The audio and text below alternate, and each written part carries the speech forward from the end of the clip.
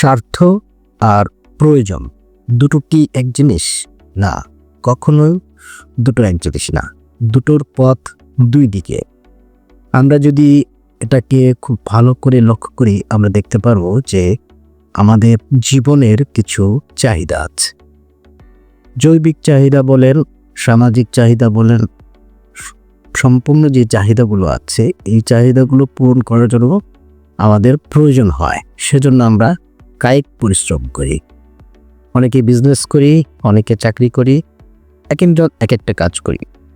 সেই কাজগুলোর বৈধতা আছে, মানে কর্মের বৈধতা। এইগুলো দিয়ে আমরা আমাদের জীবনের চাহিদা মেটাই, মানে প্রয়োজন মেটাই। স্বার্থটা হচ্ছে যে আপনার একটা জিনিস লাগবেই, সেই জিনিসটা যখন আপনি নেবেন, সেই নেওয়ার ক্ষেত্রে আপনি কোনো ন্যায় এবং অন্যায়ের মাঝ বিচার করবেন না। অন্যায় হচ্ছে জেনেও আপনি সেই জিনিসটাকে গ্রহণ করে নিচ্ছেন, এই বিষয়টাই হচ্ছে স্বার্থ। আর এই স্বার্থটা এখন বর্তমানে প্রত্যেকটা মানুষ প্রয়োজনের সাথে খেটিয়ে ফেলেছে। যে আমার প্রয়োজনটা প্রত্যেকটা মানুষের আছে, ও পৃথিবীতে যারা মানুষ হিসেবে বসবাস করছে। আমরা যদি লক্ষ্য করি, আমরা দেখতে পারব যে আমাদের জীবনের জৈবিক চাহিদা কিংবা সামাজিক চাহিদা মেটানোর জন্য প্রত্যেকটা মানুষ কাজ করে। যারা এই পৃথিবীতে বিগত দিনে অবতার কিংবা নবী রাসূল হিসেবে আমাদেরকে অন্যায়ের বিরুদ্ধে ন্যায়ের পক্ষে ঐক্যবদ্ধ করে কাজ করেছেন, তাদের জীবনেরও প্রয়োজন ছিল। তারাও তাদের জীবনের জৈবিক কিংবা সামাজিক চাহিদাগুলো মিটিয়েছেন, কিন্তু তারা স্বার্থ উদ্ধার করেননি। তার মানে তারা অন্যায় করেননি। কোনো কিছুর প্রয়োজনে সেটাকে ন্যায়ের ভিত্তিতে যদি গ্রহণ করতে পেরেছেন, তারা সেটাকে গ্রহণ করেছেন, কিংবা সেটাকে যদি অন্যায় হয় সেটাকে তারা গ্রহণ করেননি।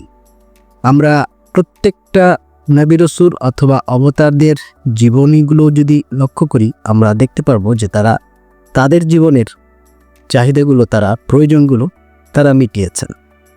তারাও আমাদের মতোই খাওয়া দাওয়া করেছেন, রেস্ট নিয়েছেন, কর্মযোগ্য করেছেন, কিন্তু তারা একটি জিনিসকে তাদের জীবনে প্রাধান্য দিয়েছেন, সেটি হচ্ছে ন্যায়। তাদের জীবনের জন্য ন্যায়, এবং সমাজে যারা ন্যায়ের পক্ষে কাজ করছেন তাদেরকে নিয়ে অন্যায়ের বিরুদ্ধে তারা কাজ করেছেন। অতএব প্রয়োজন প্রত্যেকটা মানুষের আছে, প্রয়োজন থাকবে, কিন্তু স্বার্থটা প্রত্যেকটা মানুষের জন্য নয়।